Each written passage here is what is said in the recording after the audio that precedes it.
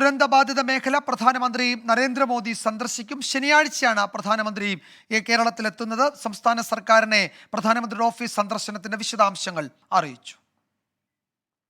ഉരുൾപൊട്ടൽ ദുരന്തമുണ്ടായ വയനാട്ടിലേക്കുള്ള പ്രധാനമന്ത്രി നരേന്ദ്രമോദിയുടെ സന്ദർശനത്തെ പ്രതീക്ഷയോടെയാണ് കേരളം കാണുന്നത്. വയനാട് ഉരുൾപൊട്ടൽ ദുരന്തത്തെ L3 വിഭാഗത്തിൽ ഉൾപ്പെടുത്തണമെന്നാണ് സംസ്ഥാനത്തിന്റെ ആവശ്യം. പ്രധാനമന്ത്രിയുടെ വരവോടെ ഇക്കാര്യത്തിൽ തീരുമാനമുണ്ടാകുമെന്നാണ് കേരളത്തിന്റെ പ്രതീക്ഷ.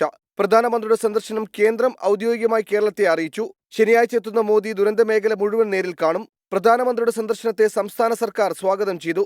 ഇതിലും കുറവ് കാഷ്വാലിറ്റി ഉണ്ടായ മറ്റു സംസ്ഥാനങ്ങളിലെ ദുരന്തങ്ങൾക്ക് നൽകിയ ഫണ്ടെങ്കിലും കേരളത്തിന് ലഭിക്കുമെന്ന് നമ്മളെല്ലാവരും പ്രതീക്ഷിക്കുകയാണ്.